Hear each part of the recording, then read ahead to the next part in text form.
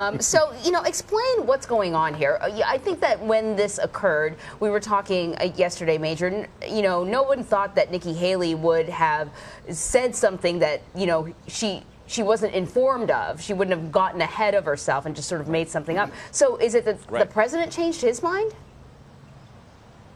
Yes, the president changed his mind.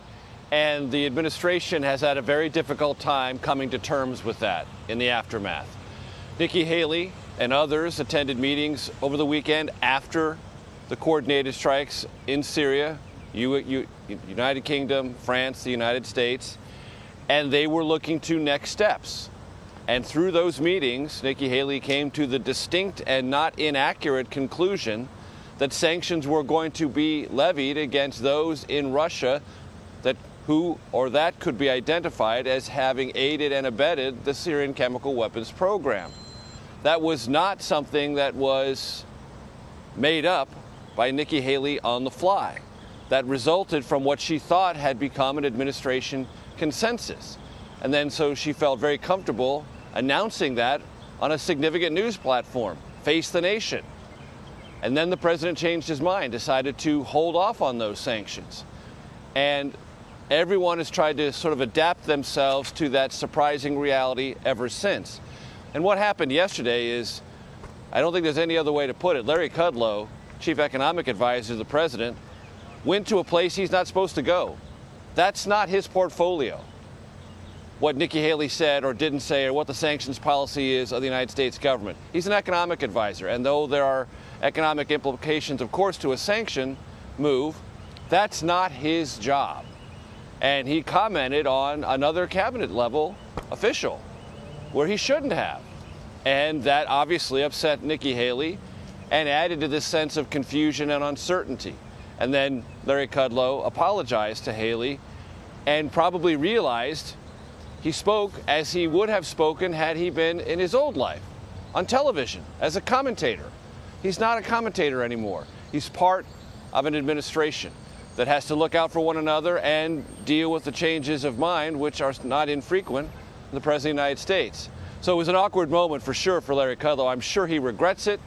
I don't think he meant anything necessarily as negative as it sounded or as dismissive as it sounded. And it's probably a lesson he wishes he hadn't had to learn in public. That's a great analysis, Major, and I think a lot of people across this country are sort of applauding Nikki Haley for not backing off of something that she felt very strongly about. Let me ask you, Major, switch gears here a bit. Quickly, Vlad, to that point. Sometimes, particularly in this administration, but other administrations I've covered, presidents change their mind and people are trapped in an in-between space, and they just have to live with it.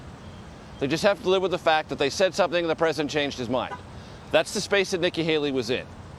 She just had to live with the fact that the president changed his mind and the administration was now considering something that she thought was definite. That happens.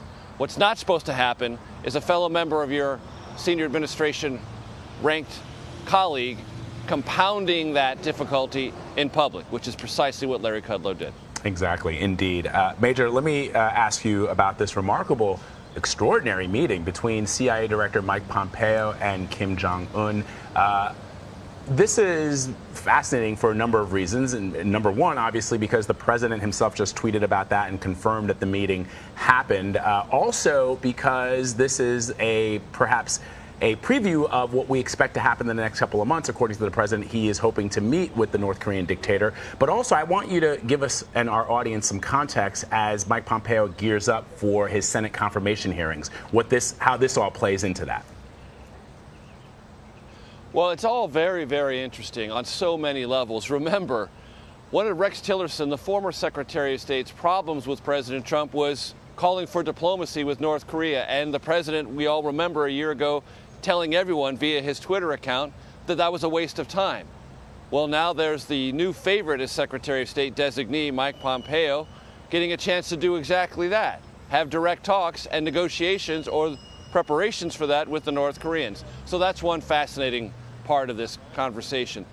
The other is Pompeo is likely to be confirmed by the Senate. It's going to be a little bit of a close vote, but I don't think there's anything really hairy scary about whether or not he's going to be confirmed. But this advocacy on the part of the administration in Pompeo's role talking directly to Kim Jong-un, I think solidifies the fact that he's a central player and is going to remain a central player for this administration on the North Korean issue. Now, all of this is, as you indicated, Vlad, heavyweight preparation for a summit, but we should not assume that that summit is a 100% guarantee. Lots of things have to be ironed out, not the least of which is where this is going to be and who's going to be most comfortable where, and can they even have an agreement about a jointly comfortable place for both leaders. There are lots of considerations there, not to mention the underlying agenda. This administration has been emphatic that it will not have talks about talks. It's not going to meet simply to discuss what might be talked about in the future in terms of denuclearization. This president has laid down a very sharp and delineated marker. North Korea gives up its nuclear weapons and its ballistic missile technology, end of story. Well, that's not really a negotiation.